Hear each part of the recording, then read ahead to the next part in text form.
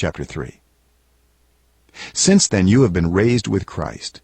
Set your hearts on things above, where Christ is, seated at the right hand of God. Set your minds on things above, not on earthly things. For you died, and your life is now hidden with Christ in God. When Christ, who is your life, appears, then you also will appear with him in glory. Put to death, therefore, whatever belongs to your earthly nature: sexual immorality, impurity, lust, evil desires, and greed, which is idolatry. Because of these, the wrath of God is coming. You used to walk in these ways in the life you once lived, but now you must also rid yourselves of all such things as these: anger, rage, malice, slander, and filthy language from your lips.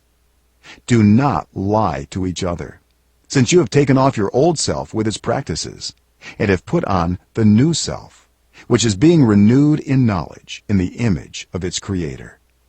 Here there is no Gentile or Jew, circumcised or uncircumcised, barbarian, Scythian, slave or free, but Christ is all and is in all. Therefore, as God's chosen people, holy and dearly loved, clothe yourselves with compassion, kindness, humility, gentleness, and patience. Bear with each other, and forgive one another if any of you has a grievance against someone. Forgive as the Lord forgave you. And over all these virtues, put on love, which binds them all together in perfect unity. Let the peace of Christ rule in your hearts, since as members of one body you were called to peace, and be thankful.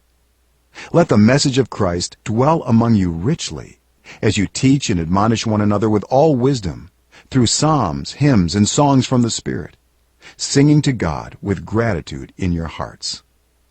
And whatever you do, whether in word or deed, do it all in the name of the Lord Jesus, giving thanks to God the Father through him.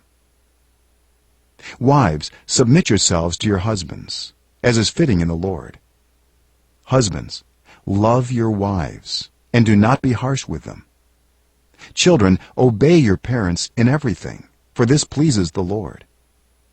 Fathers, do not embitter your children, or they will become discouraged.